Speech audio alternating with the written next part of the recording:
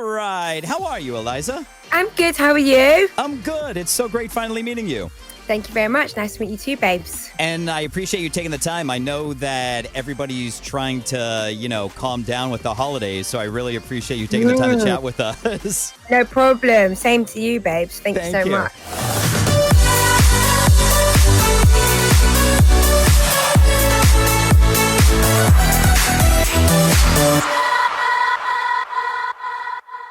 Eliza Rose, it is so awesome finally meeting you. Welcome to America's Dance 30 for the first time. Thank you very much. Thank you for having me. I love your hair, by the way. I almost did the same, but it would have been really awkward if I did. I think you pulled it off, darling. Don't worry.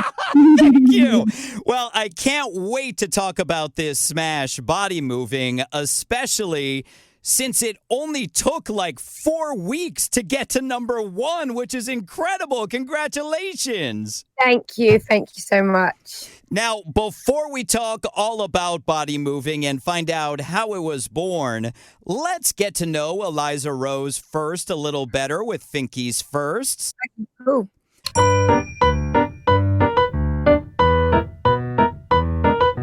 I always love finding out the origin story of artists. Now, is it true you started working at a record shop when you were only like 14? Yeah, 15. It was for my work experience, and then I just kind of stayed there on and off for 10 years, going from like part-time at uni and college and then full-time after that. Now, did anybody, like looking ahead now to all the DJs, did anybody come through that record shop that you remember? I feel like Forte, people like that. A lot of like kind of up and coming people that were like bigger much later. I remember their faces. So that was quite cool seeing that up and coming DJs come through there like at an early stage. I'm sure Kerry Chandler came in once, but I can't be sure. It looked like him. I remember thinking that. Well, before the record shop, when you were growing up, was there something else you first wanted to be when you grew up, or was music always it? Singing was my original kind of goal, and then I went into DJ and then back to singing. But I think if I didn't, I might have gone into teaching. Like, I really enjoy teaching and working with kids, so I'd probably do something like that. Now, what was the story with the parlaying from DJing to singing? So I originally started singing and I kind of fell out a little bit of love with it. I was finding it a little bit hard work, and it was kind of like I didn't have a manager. And back in that kind of time when I was starting out, I was like, say, like 19, 20. And I felt kind of old, which is now looking back ridiculous. But there was a kind of a real ageism towards singers, I think, like about 10 years ago. And if you kind of hadn't achieved something, I always say like X Factor, for example, like the OAP section was like over 25s, which is obviously completely ridiculous. And I think our kind of way of looking at age and musicians as a society has really, really changed. And so I think as I got older and more secure in myself and more secure in my songwriting, I got back into it and I enjoyed it a lot more, basically. Well, I'm so glad you fell back in love with it. Yeah. Now, you've done shows all over the world. You're going to be ringing in 2024 in Glasgow. But do you remember the first show you ever did? The first like non-pub gig I ever did was at a bar called like Oslo in Hackney, which was quite funny because I played in Oslo a couple of weeks ago, like the actual place. And so when I was telling my friends, oh, I'm going to play in Oslo, they were like, you're going back to Oslo? And I was like, no, the actual Oslo. So that was quite funny. But I just played in a lot of pub gigs, really, just like playing funk and soul 7 inches around different pubs in Hackney for like really cheap, like £50 for like 7 hours. But I think it's good. You've got to cut your teeth and I enjoyed it. Absolutely. Now, did you teach yourself how to DJ or did somebody teach you? I taught myself how to DJ really. As I got older and I started getting kind of like, or not older, but like into the game more and getting bigger gigs, then I went in and kind of worked with people, like had a couple of lessons, because I think when you're self-taught you can pick up quite bad habits. But at the beginning I didn't really do that until like about 6-7 years after I've been DJing. Gotcha. Well, congratulations on all the success you've had with your music. It's pretty amazing. I mean, Baddest of Them All went #1 on the UK charts, and you became the first UK DJ since Sonique back in 2000. Crazy. That is mind-blowing. I know, isn't it just crazy? Really, really mad. I mean, it's big shoes to step into. Obviously, Sonique is absolutely amazing, but I think it was good that it brought some more awareness to it. And I do think since Bota, there's been quite a big change, and you're seeing a lot more kind of like big names in the charts now when it comes to dance music and women. So that's really great. And of course, now with Body Moving, but do you remember the first song you ever wrote? The first song I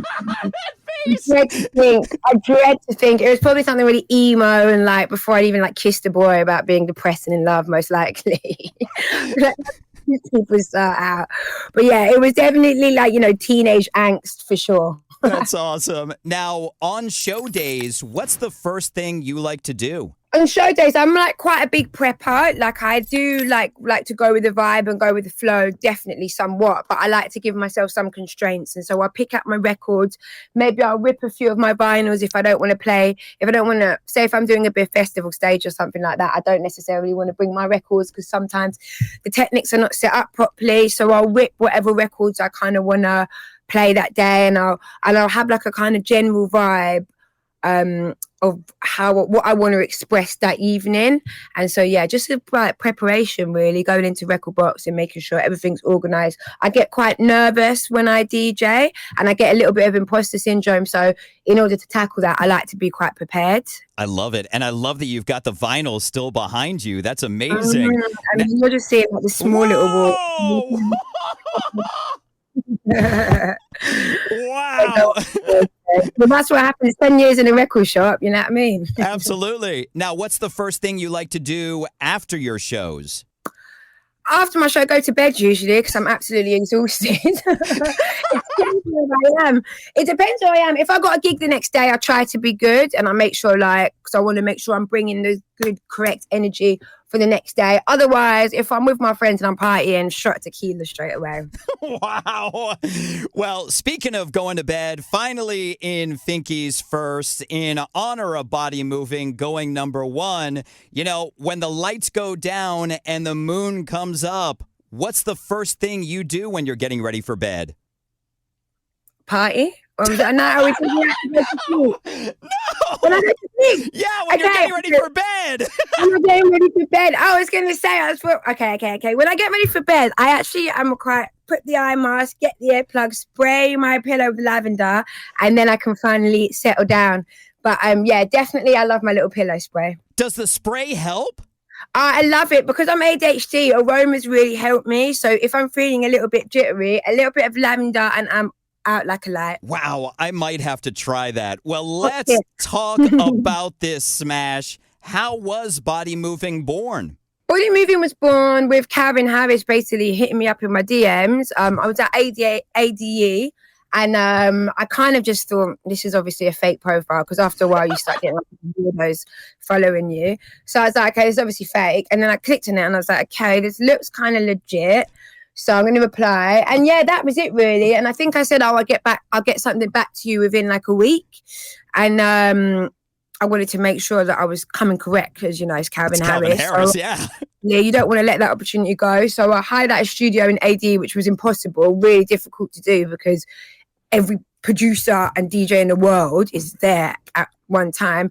Managed to track one down, wrote the song, and yeah, the rest. I wrote 3 different ideas for the track, and then he pieced together like maybe 2 of them, and that's how it was born. Wow, that's amazing, and it's so incredible how quickly it came together. I mean, it was a previous AD, so it was actually. I thought you meant this last one. No.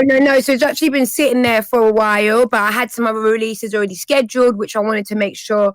Like I told a little bit of a story. I didn't particularly want to follow Bota straight with Calvin Harris because I mean, where do you really go from that? Right. So I wanted to make sure that there was a little bit of a story told, and I was standing on my own 2 feet. And now I think it's just come at the perfect time. I love that. Now, something that I love to find out about songs is how many different versions there are from when you start working on it, all the tweaking that goes on to when you finally put it out. Do you remember what the final V was of Body Moving? You're gonna have to ask Calvin that. I sent my bit, and I was happy with what I sent. And then if he tweaky here and there, that was on him. But for me, I was good with what I sent straight away. Hold on, let me call Calvin really quickly and find out. Well, congratulations on Body Thank Moving. you. That is so amazing. Looking forward to 2024. What's next for Eliza Rose? I'm going to be putting out like a lot more bodies of work next year, which I'm really excited about. I've got a track with MJ Cole coming out.